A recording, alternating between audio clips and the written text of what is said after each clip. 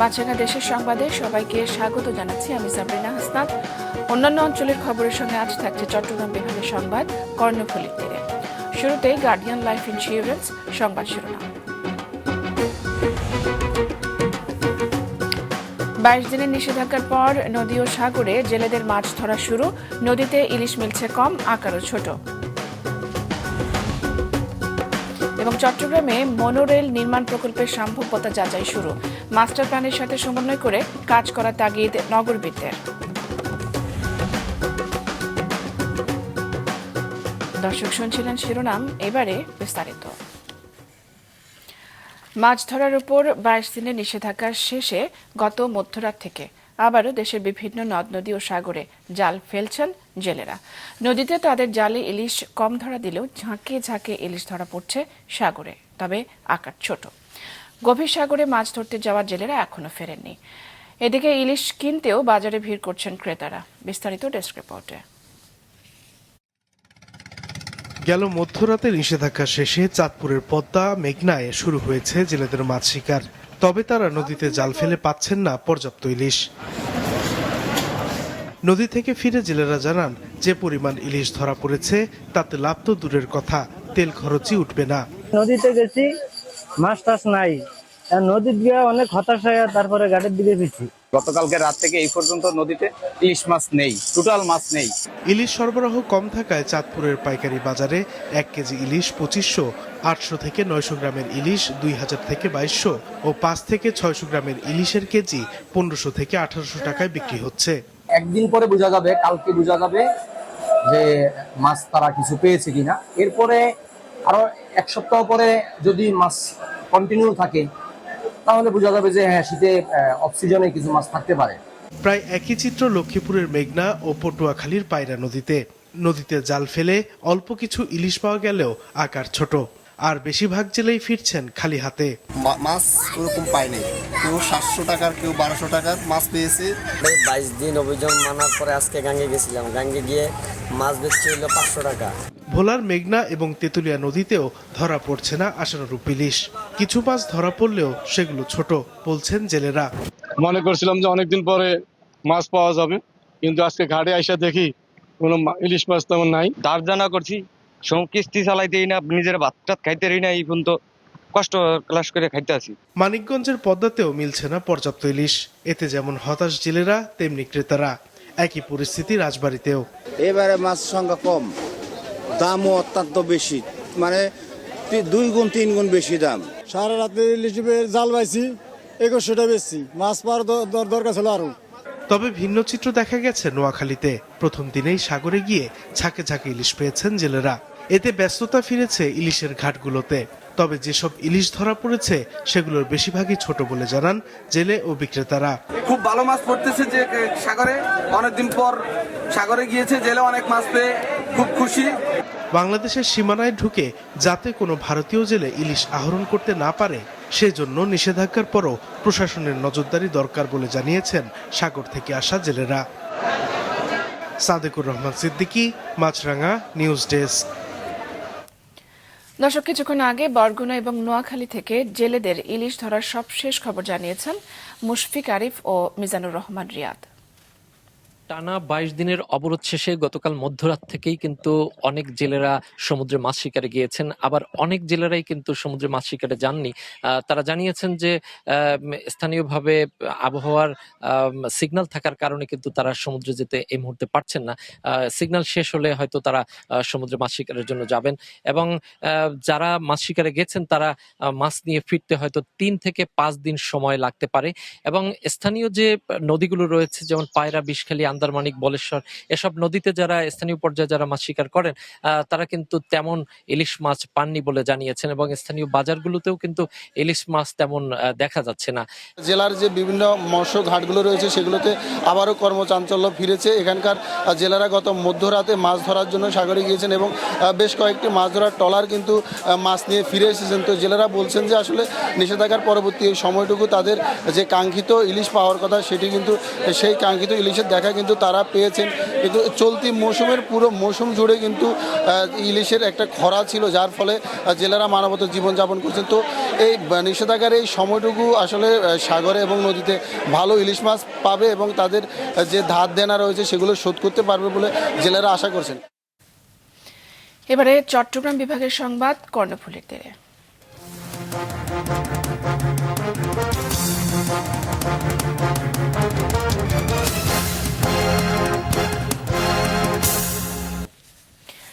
দেশের প্রথম মনোরেল নির্মিত হতে যাচ্ছে চট্টগ্রামে। শুরু হয়েছে মাঠ পর্যায়ে প্রকল্পের সম্ভাব্যতা যাচাইয়ের কাজ। প্রায় 55 কিলোমিটার বিস্তৃত মনোরেলে 3টি রুটে মাত্র 40 মিনিটে পুরো শহর ঘুরতে পারবেন যাত্রীরা। তবে চট্টগ্রামের মাস্টার প্ল্যানের সাথে সমন্বয় করে কাজ করার তাগিদ দিয়েছেন নগর পরিকল্পনাবিদরা। এই নিয়ে রবিউল টিপুর ক্যামেরায় নাজমুল সাদেকের রিপোর্ট। চট্টগ্রাম শহর ও জেলায় চলাচলকারী মোট নিবন্ধিত যানবাহনের সংখ্যা প্রায় 4.5 লাখ। এই সংখ্যা প্রতিদিনই বাড়ছে, ফলাফল যানজট, ভোগান্তি। এই সংকট কাটাতে ও টেকসই গণপরিবহন ব্যবস্থা গড়ে তুলতে মনোরেল নির্মাণের উদ্যোগ নিয়েছে চট্টগ্রাম সিটি কর্পোরেশন, যা বাস্তবায়ন ও অর্থায়ন করবে জার্মান ও মিশরের যৌথ কোম্পানি আরব কন্ট্রাক্টরস ও ওরাসকম পেনিনসুলা কনসোর্টিয়াম। সম্প্রতি শুরু হয়েছে সম্ভাব্যতা যাচাই। 3টি রুটে প্রাথমিকভাবে 55 কিলোমিটার হবে এই মনোরেল প্রকল্প। এতে খরচ হতে পারে প্রায় 25,000 কোটি টাকা, যা বাস্তবায়ন হলে মাত্র 40 মিনিটে পুরো শহর ঘুরে আসা যাবে।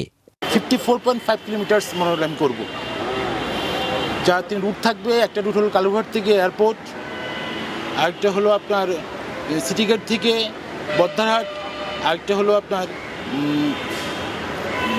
অক্সিজেন মোড় থেকে ফিরিঙ্গি বাজার। আমরা 83টা মনোরেল সব কমপ্লিট করেছি সারা বিশ্বে, এবং বিশ্বের সবচেয়ে দীর্ঘ মনোরেল যেটা হচ্ছে কায়রোতে, সেটা আমাদের প্রোডাকশন। সুতরাং আমরা সেই প্রতিষ্ঠানকে নিয়ে এখানে করব। আমি মনে করি বাংলাদেশে এশিয়া সাউথ এশিয়ার মধ্যে সবচেয়ে বড় মনোরেল এবং সবচেয়ে সুন্দর মনোরেল এটা হবে। মন্ত্রণালয় সহ সব অংশীদারদের সাথে আলোচনা করে কাজ করা হবে জানিয়েছেন কর্পোরেশনের পক্ষ হতে দায়িত্বপ্রাপ্ত প্রকৌশলী। আমাদের বিভিন্ন মন্ত্রণালয় জড়িত আছে এখানে, সব থেকে অ্যাপ্রুভাল লাগবে। যেহেতু আমাদের প্রাথমিকভাবে আমরা প্রায় 47 মতো স্টেশন আমরা চিন্তা করতেছি, ওটা একটা কম বেশি হবে। তো প্রত্যেকটা স্টেশন আবার জায়গাও লাগবে, আবার এন্ডিং পয়েন্ট স্টার্টিং পয়েন্টও কিন্তু জায়গা লাগবে। তো সব মিলিয়ে আসলে এখানে অ্যাপ্রুভালের ব্যাপারও আছে, জায়গার ব্যাপারও আছে। তো আমাদের যদি ফিজিবিলিটি স্টাডি যদি 7-8 মাসে শেষ হয়, তাহলে আশা করতেছি 4-5 বছরের মধ্যে এটা প্রকল্পটা বাস্তবায়িত হবে। তবে চট্টগ্রাম নগরীর মাস্টার প্ল্যান সহ ভবিষ্যৎ চাহিদার সাথে সমন্বয় করে কাজ করার তাগিদ দিয়েছেন নগর পরিকল্পনাবিদরা। চট্টগ্রামে বর্তমানে একটি মহাপরিকল্পনা মাস্টার প্ল্যান প্রণয়নের কাজ চলছে। সেই মহাপরিকল্পনার সাথে সমন্বয়হীনতা যদি হয়, তাহলে সেটা সুদূর প্রসারী একটি সুফল বয়ে আনবে না। মহাপরিকল্পনাতে আমাদের যোগাযোগ ব্যবস্থা বা ট্রান্সপোর্টেশনের কি প্রস্তাবগুলো এসেছে, সেই আঙ্গিকে আসলে মেট্রো রেল, মনোরেল যেটাই বলেন, সেটা সম্ভাব্যতা যাচাইয়ের দিকে গুরুত্ব দেওয়া উচিত। মনোরেল প্রকল্প বাস্তবায়নের বড় চ্যালেঞ্জ ডিপো করার জন্য একসাথে 50 একরের মতো বড় জায়গা পাওয়া। মেয়র বলছেন, প্রকল্প বাস্তবায়ন হলে যানজট নিরসন সহ চট্টগ্রামের চেহারাই পাল্টে যাবে। ফার্স্ট অফ অল আমাদের একটা স্টেশন দরকার, এবং এই স্টেশনের জন্য আমাদের প্রায় 50 একর জায়গা। ওই 50 একর জায়গা খুব ভালো জায়গা আমাদের দরকার। সেই জায়গাটাই যদি আমরা ঠিক করতে পারি, তাহলে আমরা অফিসিয়ালি কাজটা শুরু করতে পারবো। তো আশা করছি এটা হলে জনগণের যে দুর্ভোগ আছে সেটা অনেকটা লাঘব হবে, এবং সেটা একটা ঐতিহাসিক পদক্ষেপ এবং যুগান্তকারী একটি যানজট নিরসন প্রকল্প হিসাবে চিহ্নিত হবে। আধুনিক প্রযুক্তির মনোরেল চট্টগ্রাম শহরে চালু হলে মানুষের কর্মঘণ্টা যেমন বাঁচবে, তেমনি অর্থনীতিতেও গুরুত্বপূর্ণ ভূমিকা রাখবে। নাজমুল সাদেকি, মাছরাঙ্গা সংবাদ, চট্টগ্রাম। কুমিল্লায় বাংলাদেশ শিল্পকলা একাডেমির নতুন মহাপরিচালক কবি রেজাউদ্দিন স্টালিনকে ফুলেল সম্বর্ধনা দেওয়া হয়েছে। গতকাল বিকেলে জেলা শিল্পকলা একাডেমি মিলনায়তন আঙ্গিনায় আয়োজিত অনুষ্ঠানে সম্বর্ধনা দেওয়া হয় কবি রেজাউদ্দিন স্টালিনকে। এর আগে তাকে জেলা শিল্পকলা একাডেমি, জাতীয় কবি কাজী নজরুল ইনস্টিটিউট কুমিল্লা কেন্দ্র, জাসাস কুমিল্লা, ঐতিহ্য কুমিল্লা সহ বিভিন্ন সাংস্কৃতিক ও সামাজিক সংগঠনের পক্ষ থেকে শুভেচ্ছা জানানো হয়। পরে অনুষ্ঠিত হয় মনোজ্ঞ সাংস্কৃতিক অনুষ্ঠান। তরুণদের খেলাধুলার প্রতি উদ্বুদ্ধ এবং ইতিবাচক সমাজ গঠন করার উদ্দেশ্যে চট্টগ্রামে এম.এ. আজিজ স্টেডিয়ামে হয়ে গেল জিয়া স্মৃতি ফুটবল টুর্নামেন্ট। সাবেক খেলোয়াড়দের অংশগ্রহণে 4 দলের এই টুর্নামেন্টের শিরোপা জিতেছে নীল দল। চট্টগ্রাম থেকে মোহসেনাত শিহাবের রিপোর্ট, ক্যামেরায় ছিলেন সঞ্জীব দে বাবু। জিয়া স্মৃতি ফুটবল টুর্নামেন্ট নিয়ে চট্টগ্রামে জাতীয় দলের সাবেক ও স্থানীয় ফুটবলার এবং বিএনপির নেতাকর্মীদের মধ্যে ছিল সাজ রব। 4টি দলে ভাগ হয়ে খেলেন তারা। জাতীয় দলের সাবেক তারকা মিডফিল্ডার রুম্মান বিন ওয়ালি সাব্বির, স্ট্রাইকার আলফাজ আহমেদ ও মামুনুল ইসলামরা ছিলেন সাবেক স্ট্রাইকার এনামুল হক ও মিডফিল্ডার জাহেদ পারভেজ চৌধুরীর ফাইনালের প্রতিপক্ষ।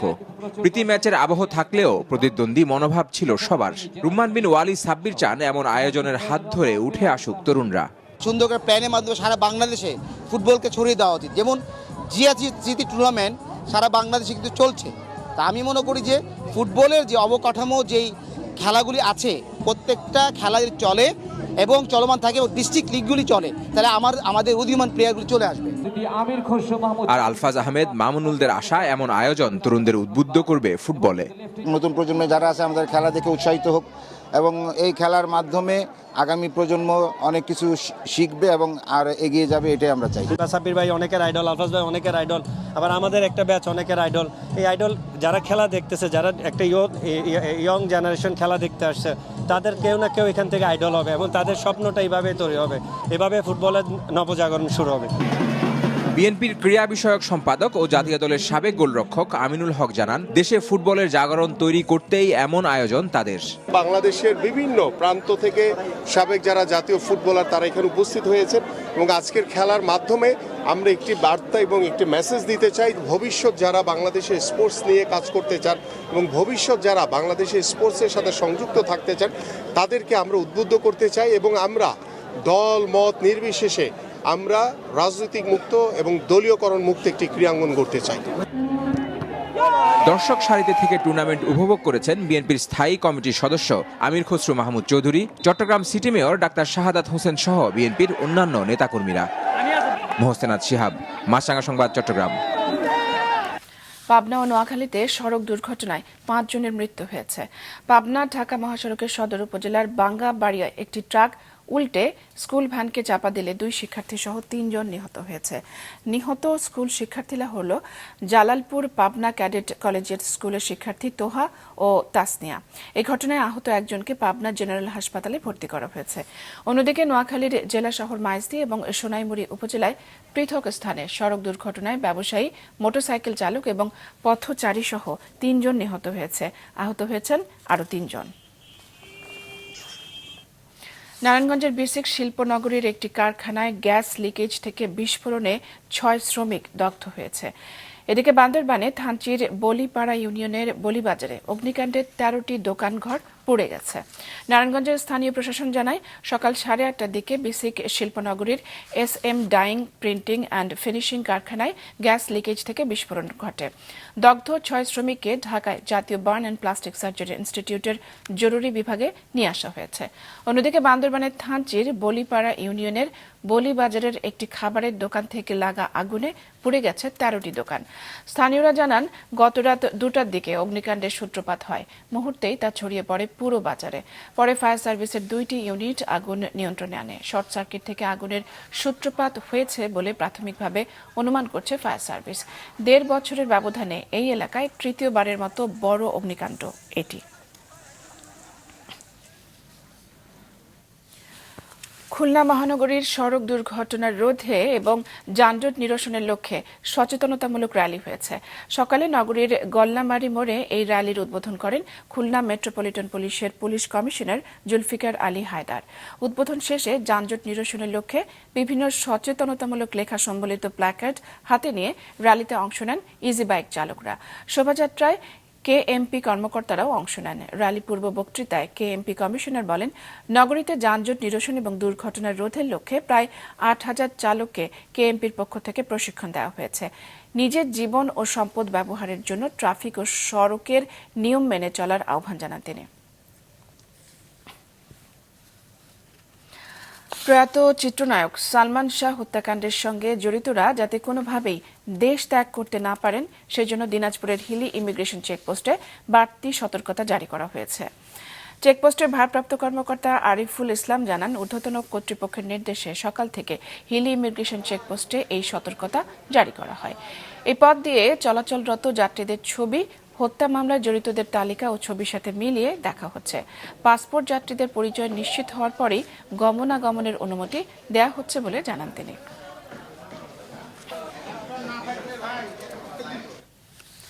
যারা নির্বাচনের বানচালের চেষ্টা করছেন তারা বাংলাদেশের উন্নয়ন চান না বলে মন্তব্য করেছেন বিএনপির ভাইস চেয়ারম্যান বরকতুল্লাহ বুলু।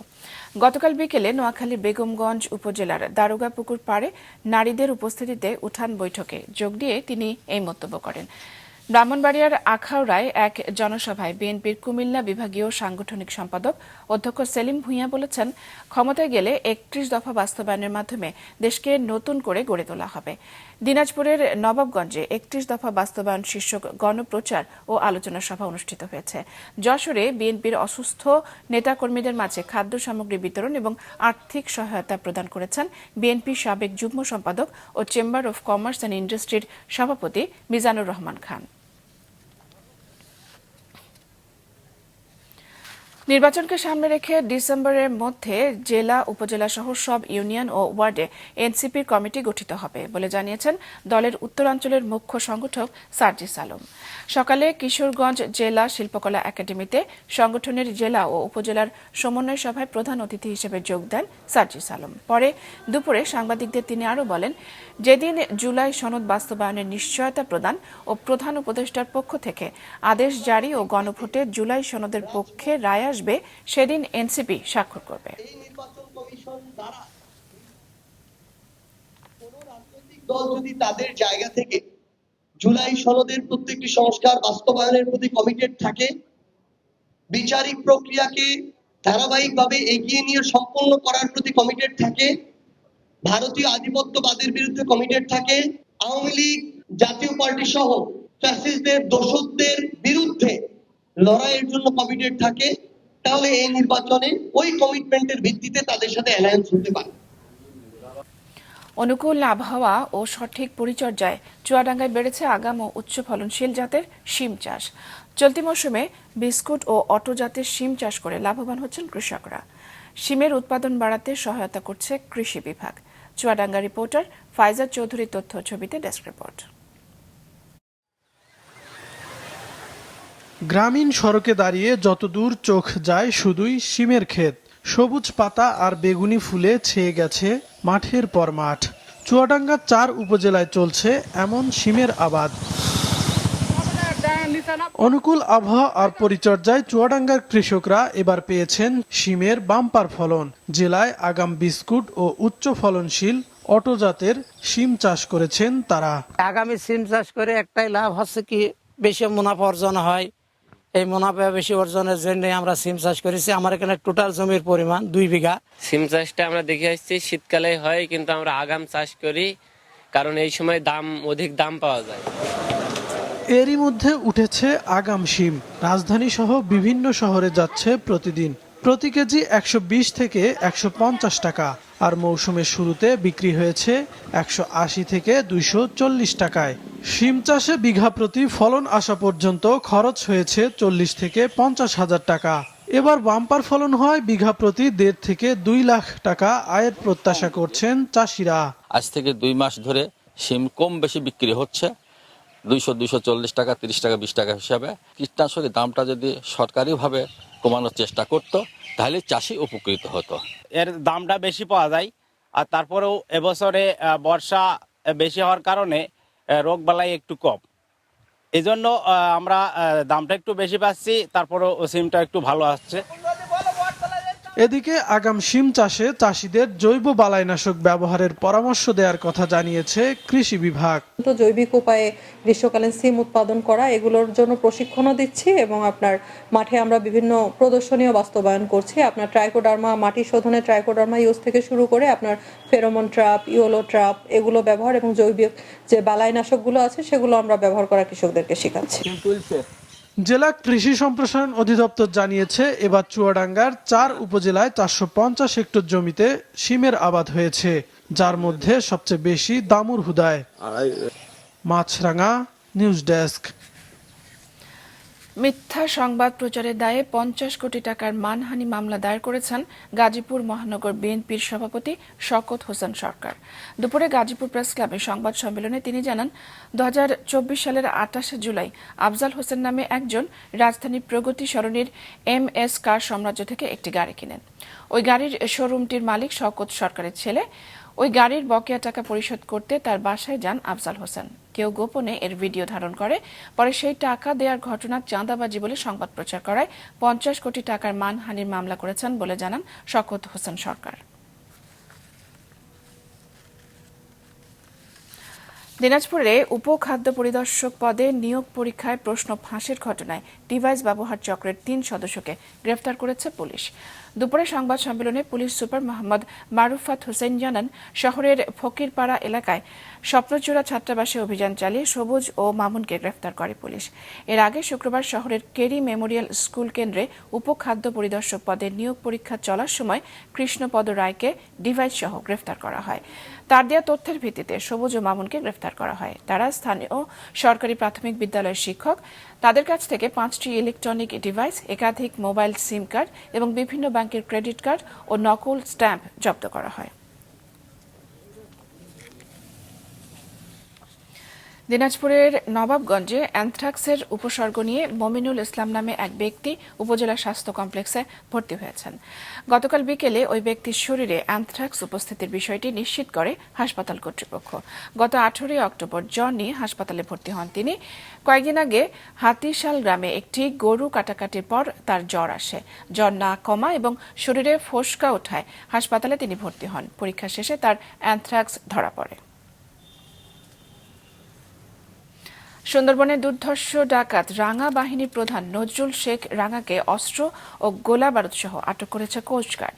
দুপুরে কোস্টগার্ড মিডিয়া কর্মকর্তা লেফটেন্যান্ট কমান্ডার সিয়ামুল হক সংবাদ সম্মেলনে বলেন, শিবসা নদীর কাছে কালাবগি এলাকায় অভিযান চালায় কোস্টগার্ড। এ সময় ডাকাতরা পালানোর চেষ্টা করলে ধাওয়া করে রাঙা বাহিনী প্রধানকে 2টি 1 বন্দুক এবং 6 রাউন্ড কার্তুজ সহ আটক করা হয়। তার বাড়ি বাগেরহাট জেলার রামপালে। ঠাকুরগাঁওয়ে অনুষ্ঠিত হয়েছে আদিবাসী সাংস্কৃতিক মেলা। গতকাল শহরের গোবিন্দনগর এলাকায় সাঁওতাল সরকারি প্রাথমিক বিদ্যালয় মাঠে আয়োজন করা হয় এই অনুষ্ঠানের। আদিবাসী সাংস্কৃতিক গোষ্ঠী আয়োজিত এই অনুষ্ঠানে ওরাও সম্প্রদায়ের সব বয়সী নারী পুরুষ অংশ নেয়। তাদের মধ্যে ছিলেন আদিবাসী সাংস্কৃতিক গোষ্ঠীর সভাপতি ডমিনিক টিগ্গা এবং সাধারণ সম্পাদক সুরভি কেরকাটা। পরে বিজয়ীদের পুরস্কার দেওয়া হয়। মাছরাঙা দেশের সংবাদ শেষ করার আগে গার্ডিয়ান লাইফ ইন্স্যুরেন্স সংবাদ শিরোনামগুলো জানিয়ে দিচ্ছে আগে। 22 দিনের নিষেধাজ্ঞার পর নদী ও সাগরে জেলেদের মাছ ধরা শুরু। নদীতে ইলিশ মিলছে কম, আকারে ছোট। চট্টগ্রামে মনোরেল নির্মাণ প্রকল্পের সম্ভাব্যতা যাচাই শুরু। মাস্টার প্ল্যানের সাথে সমন্বয় করে কাজ করার তাগিদ নগরবিদদের। এবং পাবনা ও নোয়াখালীতে সড়ক দুর্ঘটনায় শিক্ষার্থী সহ 5 জনের মৃত্যু।